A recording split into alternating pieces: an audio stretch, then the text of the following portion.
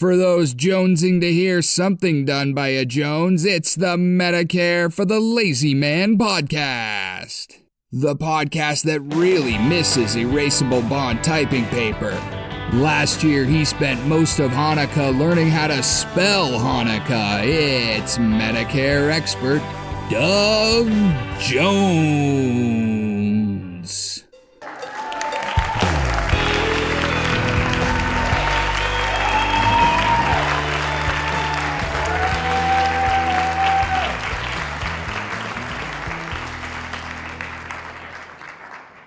Hello, everybody. Welcome to the next episode of the Medicare for the Lazy Man podcast. You may have heard my Canadian nephew, Drew McMillan, CPA, announce my arrival. And if he didn't, it's only because he probably slept in today. He's typical of all Joneses and Jones-related people. He likes his beauty rest, and frankly, we all need it, don't we? In any event, I am here to help you feel more confident than ever before about your impending encounter with Medicare, whenever that may be. It might be coming up soon, it might be years from now, or it might have already happened, and you're just looking for assurance that you didn't mess anything up. Well, I'm your boy. We are offering my book, Medicare for the Lazy Man 2025. That's available at barnesandnoble.com and especially at amazon.com, where most people go to buy it. It's available in several formats. It's available in paperback, which seems to be the most popular way that people acquire the book. That's an $11 item. It's available in Kindle version or ebook. If you have one of those readers that Amazon supports, you can get it for $4.50. And if you are a big spender, or if you have an important person on your gift list, you want to provide them with something that's really going to impress them, then you may get the hardcover version of Medicare for the Lazy Man 2025. It'll last forever. It'll last far into the future. It will outlive the cockroaches that survived the next nuclear war, assuming there is a next nuclear war. And that is a $25 item. But if you amortize that over 500 years, that's pittance every year. That's just pennies per year. And coming soon is the Audible book. I've submitted it for approval. They listen to every syllable to make sure I don't pop my P's. And eventually, that Audible version will be available as well. So Amazon.com is where all of the Medicare for the Lazy Man 2025 versions are available. But if you don't like shopping at Amazon, and I know, then you might want to consider going to barnesandnoble.com to acquire your paperback. All the editions have the colorful illustrations, and everything should be improved over the 2024 version, which was hugely popular. Every year I tweak and I adjust and I redirect, and I think you're going to find that this is a very good Medicare companion for you. So speaking of companions, I've got a companion right across the screen. He's here all the time when we podcast, when we record our podcast. His name is Randy Carson. He's an invaluable part of this effort, and I'd like to say good morning, Randy. Good morning, Doug. You're looking bright-eyed and bushy-tailed, and I really, really like your shirt. Well, I like the shirt idea, but I was going to suggest that you go to an eye doctor because I'm not as bright-eyed and bushy-tailed as I used to be in my youth. But you redeemed it. You redeemed it with a compliment about the shirt. It's got some kind of beer joke on it. I can't read it upside down. Maybe you can tell what it is. It says beer. Yeah, okay, that's all I need. And then it says 5 o'clock, my ass. It's beer time. There you go.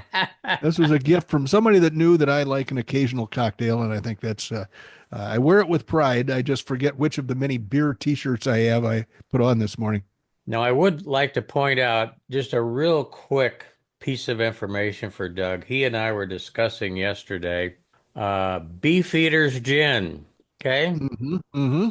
And I got some of that ordered up, and I don't know what happened. I must have hit the wrong box, but they came in with a bottle. They needed a two-wheeler to bring this bottle in, so you're gonna Wow. have to come. You're gonna have to come help me out. Well, the thing is that I used to be a very, how would I say, a very Catholic, because the word Catholic means universal. I used to enjoy everything. But as I got older, I had less tolerance for the hard stuff. And the way I discovered that was that I was at a party.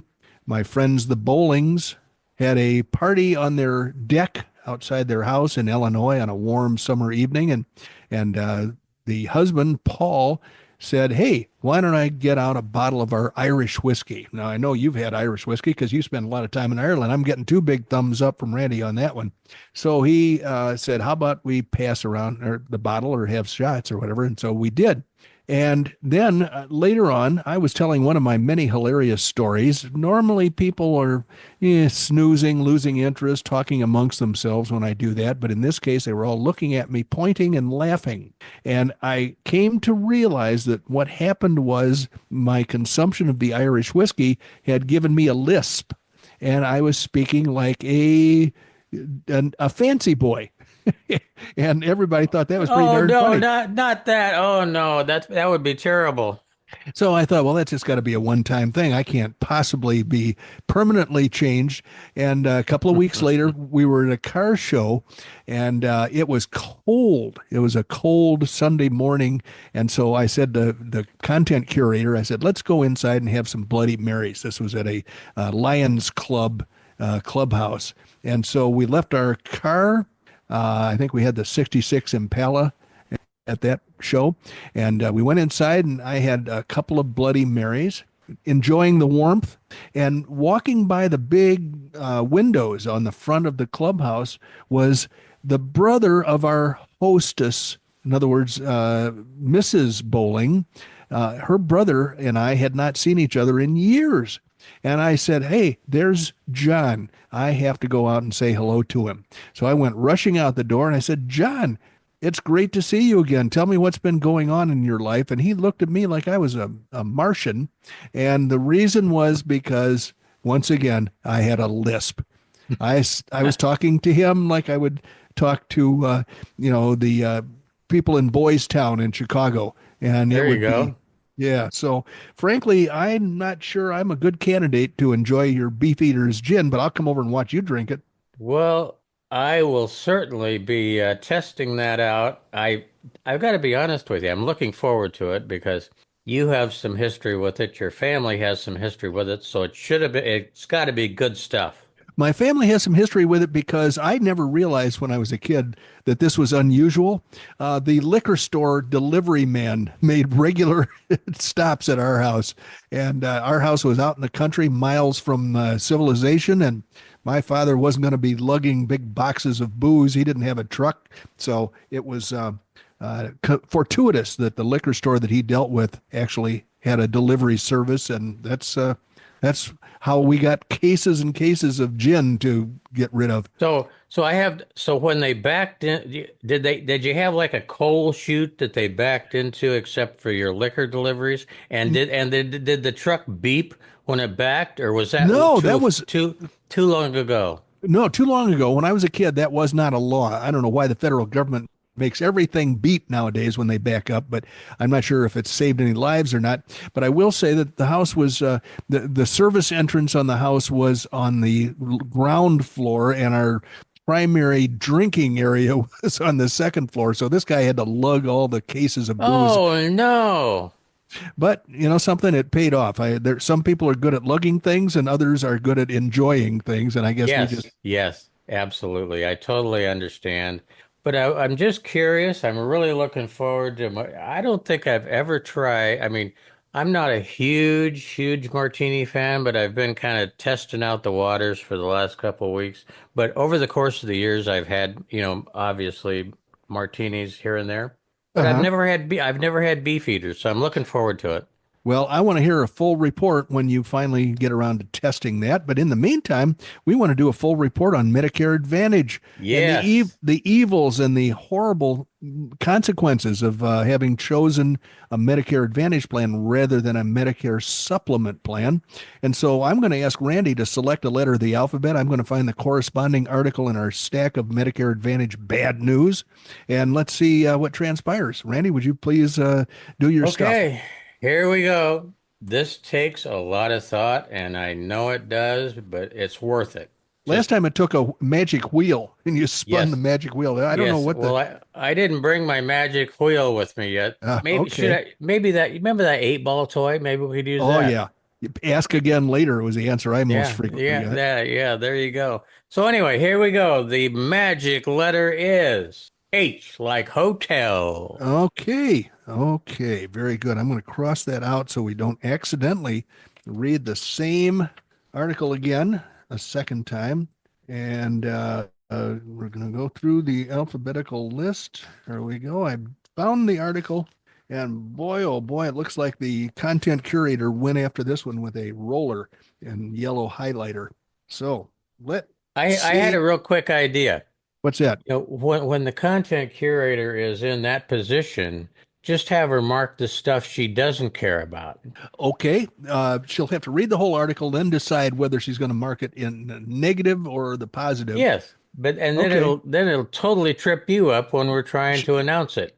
I can picture when I propose this idea to her, I can picture being told to shut up and mind my own business. But Well, we'll there see. is that possibility.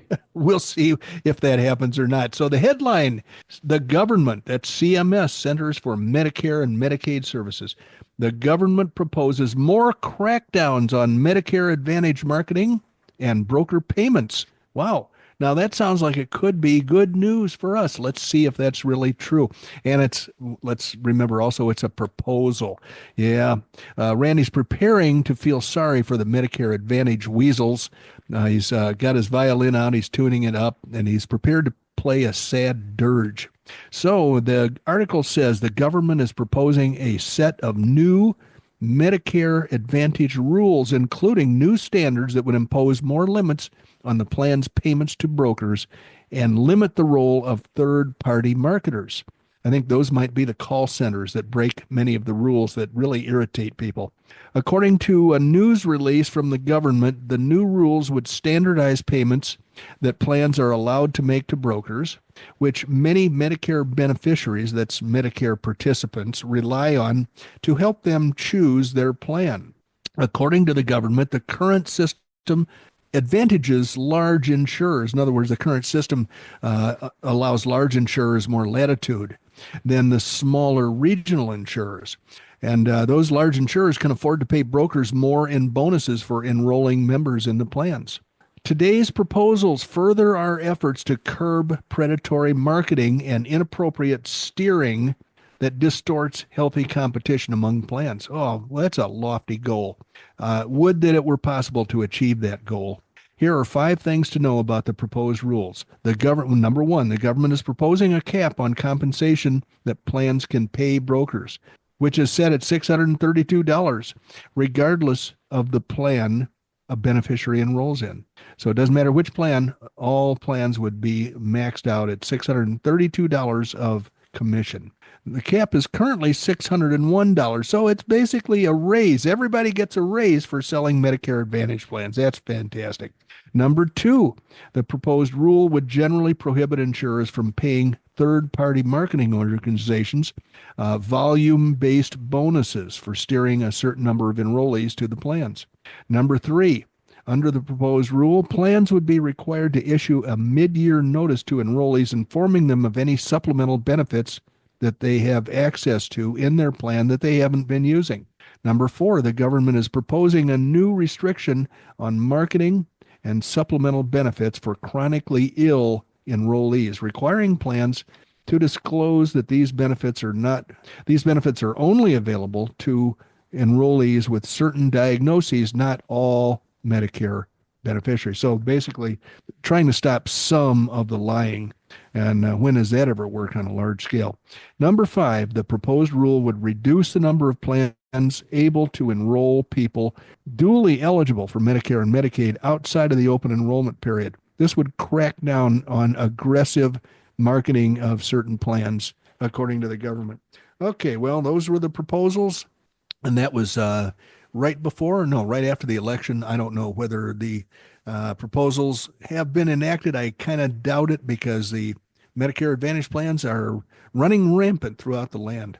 Another thing that we like to do every episode, besides warning people about Medicare Advantage plans, is letting them know about their Medicare benefits. And ironically, this is coming from a book entitled Your Medicare Benefits 2024. And this is a fairly lengthy segment, so I'm going to ask our sponsors if they would like to come in a little early and give their spiel. Yes, they're all saying yes. One moment, please, ladies and gentlemen, while our sponsors take the stage. All righty. Back to Your Medicare Benefits 2024, which if you wanted to kill a couple of trees, you could download and print from the internet. This segment today is dialysis services and supplies. People with end-stage renal disease, ESRD, have a permanent kidney failure that requires dialysis or kidney transplant. Dialysis is a treatment that cleans the blood when the kidneys don't work. It gets rid of harmful waste, extra salt, and fluids that build up in the body. It also helps control blood pressure and helps the body keep the right amount of fluids. Dialysis treatments may help you feel better and live longer, but they aren't a cure for permanent kidney failure. Generally, Medicare covers 3 hemodialysis or equivalent peritoneal dialysis treatments per week if you have end-stage renal disease. 3 treatments per week covered by Medicare. And I have a friend who just had a kidney transplant last year. And I didn't know this, but when you have a kidney transplant, that kidney takes a while to get cranking up. It does not start functioning for quite some time after the surgical procedure. And so you, as a patient, you have to lay around wondering if it was a good thing to do or if it's going to have to be done again or if it's going to actually start doing what it's promised to do. I think it takes a couple of months before you really have an answer on that. So if you have original Medicare, you need Part A and Part B and possibly Medicare drug coverage, and I'm going to say a Medicare supplement to get the full benefits available under Medicare for people with end-stage renal disease. Part A covers the inpatient dialysis treatments when you're in a hospital. Outpatient dialysis treatments are covered by Part B of Medicare. Home dialysis training, if you're a candidate for home dialysis, I didn't know there was such a thing. Part B covers the training for you and the person that's going to be helping you with your home dialysis treatments. A Medicare certified home dialysis training facility must provide the training. Only Medicare certified dialysis facilities can bill Medicare directly or under some sort of arrangement for providing home dialysis training. Home dialysis equipment and supplies like the dialysis machine, water treatment system, basic recliner, alcohol. Ooh, you get to drink while you're doing this. Excellent, excellent. Alcohol wipes, sterile drapes. So that's to make the room look attractive, I guess. Rubber gloves and scissors. Those are some of the dialysis equipment and supplies Medicare is going to pay for. Certain home support services you get from your dialysis facility. This may include visits from a trained hospital or dialysis facility worker to monitor your home dialysis, help in emergencies or when needed, and check your equipment and water supply. A face-to-face visit between you and your doctor or certain non-doctor providers like physician assistants and nurse practitioners once a month. Most drugs for outpatient home dialysis, including heparin, the antidote for heparin when medically necessary, topical anesthetics, and erythropoiesis stimulating agents. We're getting deep into the weeds on this, and I'm not sure how much the audience really is interested in dialysis details. So I will say that other dialysis services supplies like laboratory So where might one visit to find out what the costs are?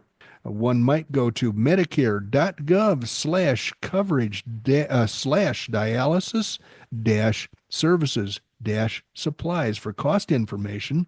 Things to know: Medicare does not cover paid dialysis aids to help you with home dialysis. It does not cover any lost pay to you or to the person who may be helping you during home dialysis training. I guess somebody has been trying to scam Medicare for that, lost wages.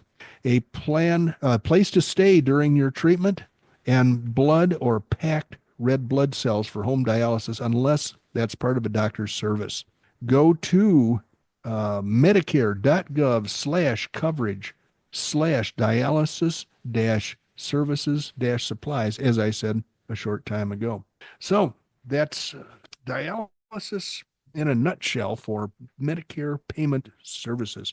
And now, what might we be having? Well, another celebration. Randy loves holidays, and I love to share holidays with him.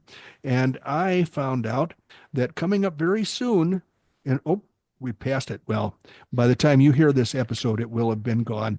National Doctors Day, a day to celebrate the dedication, skill, and unwavering commitment of physicians who provide care to individuals and communities worldwide.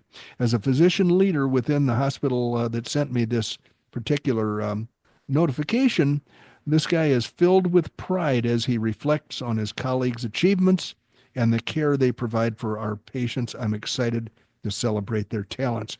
I think that is fantastic that we have a day in the calendar to celebrate National Doctors Day. Those are the people that keep us alive, that keep us healthy, that study hard, and I know that they often love their profession, but it's more than that. It's a sincere desire on most of their cases to help the individuals that fall under their care.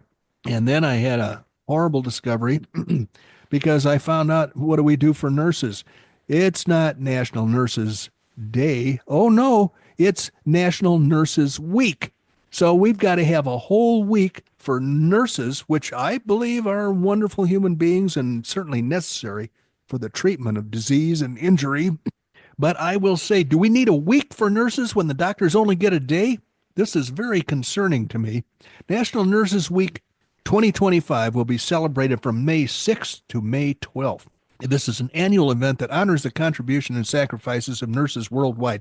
Well, I'm certainly willing to honor and hold nurses in high esteem, but for some reason they've decided that this should culminate on Florence Nightingale's birthday, and this seems like an orgy of self-congratulation.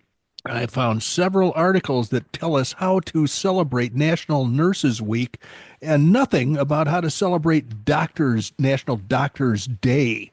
So if you want to celebrate National Nurses Week, here are some creative ways to celebrate. You can have themed competitions. You can have gratitude walls and letters. I don't know what those are exactly, but I'm guessing they're like big, giant bulletin boards. You can have holistic wellness activities. You can have catered meals.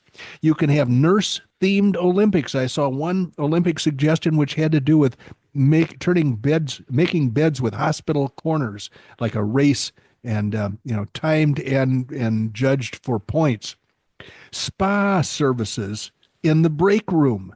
So what do? Haul in a hot tub and have all the nurses get into their undies and hop into I don't know, I'm just questioning this. Talent shows.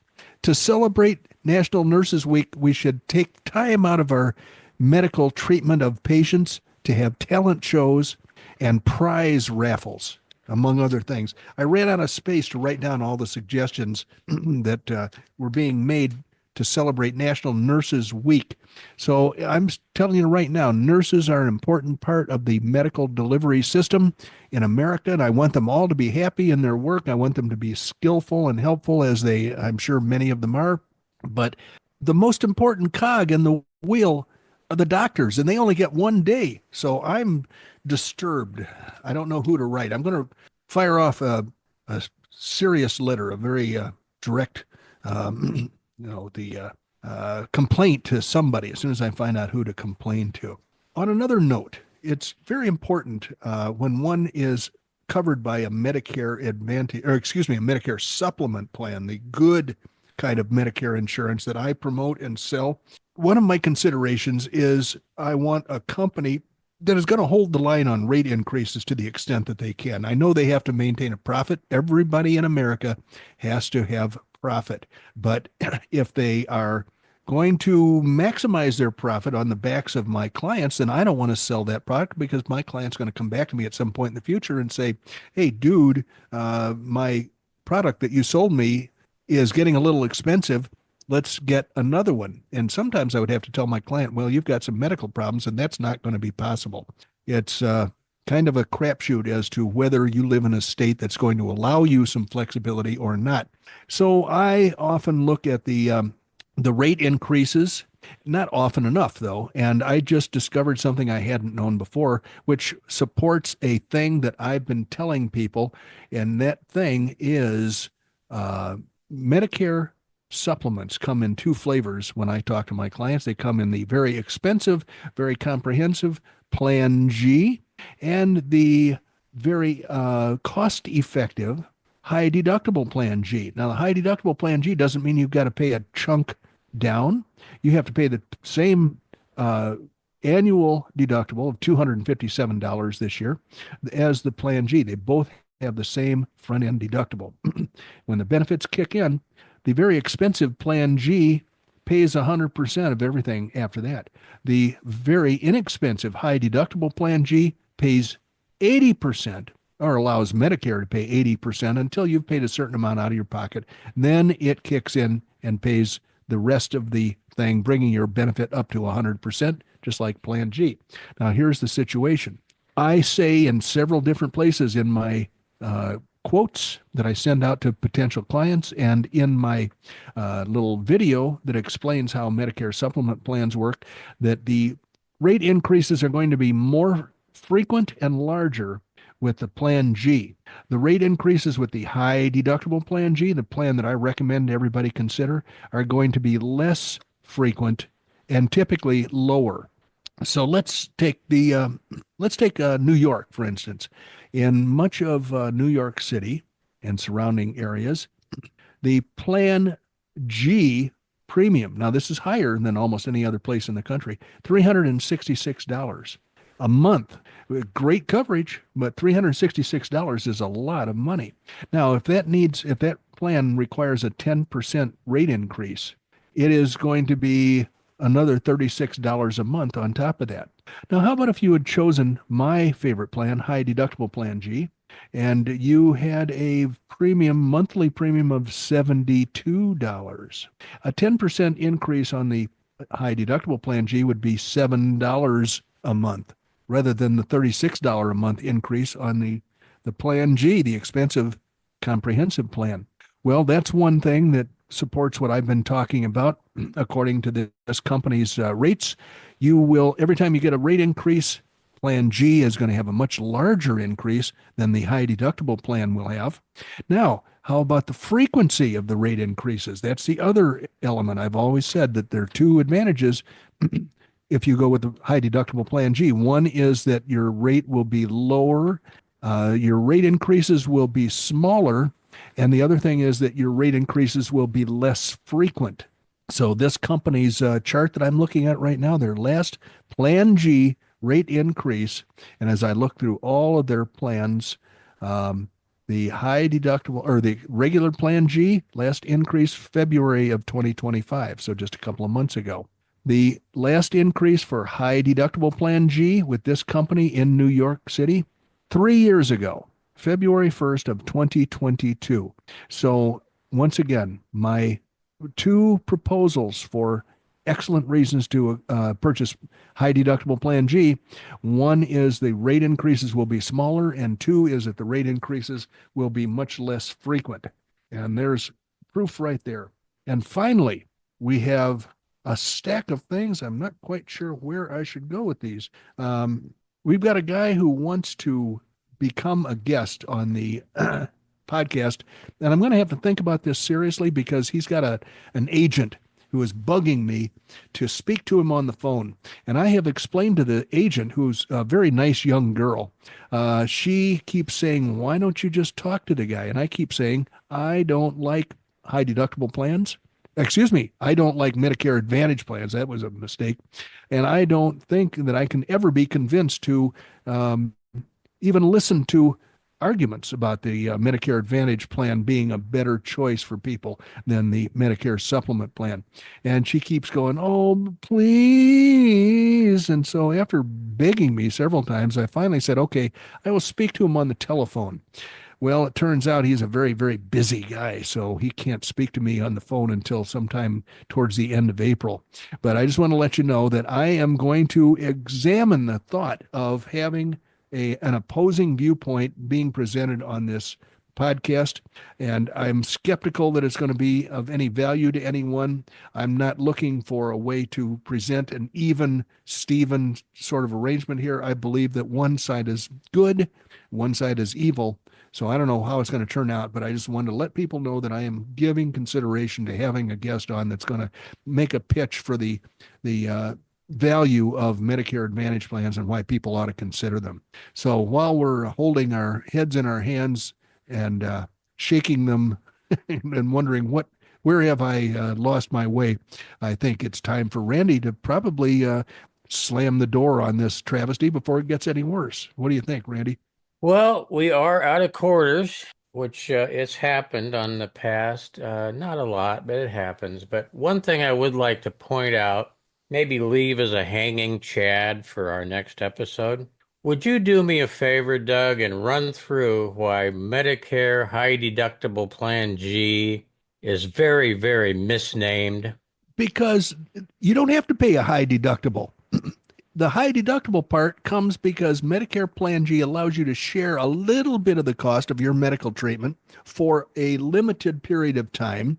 So there is no big deductible. You pay the same deductible as you would for the expensive Plan G, but you don't have to pay a high deductible. So that's the short story, Randy. All right. Well, I appreciate that, Doug. And one thing there's several things I always need to do to close up shop. We're going to come in on 36 right today. So put your tray tables up and locked in their upright position. Put your stuff back in the overhead. Yeah, I was going to say, is it possible that my articles have shifted or moved? Yes, they have. They always, okay. I've opened those things 1,000 times when I was traveling. Nothing has ever moved. Okay. So anyway. Well, it's interesting. They always have to use multiple adjectives or, adverbs. No, adjectives. Things may have shifted or moved. Or if you're going to talk about the smoke alarm in the bathroom, you cannot. There are 3 adjectives they use every time they tell you don't mess with it. No, I know. The only time I saw anybody getting hurt by anything in the overhead was when some other passenger pulled out a 653-pound bag and smacked somebody on the head with it. Yeah, but, I'm surprised that doesn't happen every day. I'm pretty sure it does. So anyway, here we go. Land in the plane. Make sure your seat belts are tight. We are going to have an email address that you can reach out to Doug on, dbj@mlmmailbag.com. That's dbj@mlmmailbag.com. He really monitors that thing 24/7, so use it regularly. Doug is licensed nationwide to help you with your Medicare supplement planning. Check us out at the website, medicareforthelazyman.com. We would appreciate it if you would drop some reviews on the content. Doug works on it very hard, and we need the points. We need to stay ahead of the travel logs. Last but certainly not least, thank you for joining us today. We really want you to know that we love having you with us listening to Medicare for the Lazy Man podcast, but I know darn well you weren't checking the time. You have just spent about 32 and a half minutes with Doug Jones, the anti-insurance guy originally from Oklahoma, now living up in the Nosebleed Mountains behind Cave Creek, Arizona, and he's still trying for his hang gliders license. And I won't ask him today, but next time we're going to ask for a report on his hang gliding training to see how he's doing. Well, in lieu of my hang gliding report, I'm going to share a little story of excellent stupidity, just like everybody encountered during the mask-wearing days of the Wuhan flu. Adam Carolla was sitting on an airplane, and the airplane was late in taking off, and they didn't even push back from the gate. And the reason was there was a malfunction going on that impeded their legal ability to fly the airplane, and that was because one of the overhead container doors did not latch closed properly. Adam Carolla was sitting there looking at it. He looked in the overhead bin and saw that there was nothing in it. So the door being open didn't pose any additional risks, but the stewardesses very, snarkily announced to him that they could not take off the airplane on time because of that malfunction. It was against FAA rules to fly with an open bin, even if it's empty. And so he said, all right, here's an idea for you. Get some masking tape or some duct tape. Tape that door closed and then take off, and let's get going here. And they said, oh, no, we have to get a certified technician that is only qualified to deal with this particular airplane and the problems this airplane has, and yada, yada, yada. Don't tell us our jobs, Mr. Carolla. And so about an hour later, here comes the certified technician with a toolbox. He's got his overalls on. He walks up and he pulls out a roll of duct tape and he tapes the door closed. And 2 hours late, the plane takes off safely corrected. The problem was corrected by a certified technician who did the same thing that one passenger suggested should be done, and they refused to do it. So was it certified duct tape? Well, hard to say because some brands of duct tape are better than others, but I'll leave that to the technicians to choose. I just wanted to share that little story, and with that, let's go away, shall we? Bye-bye, everyone.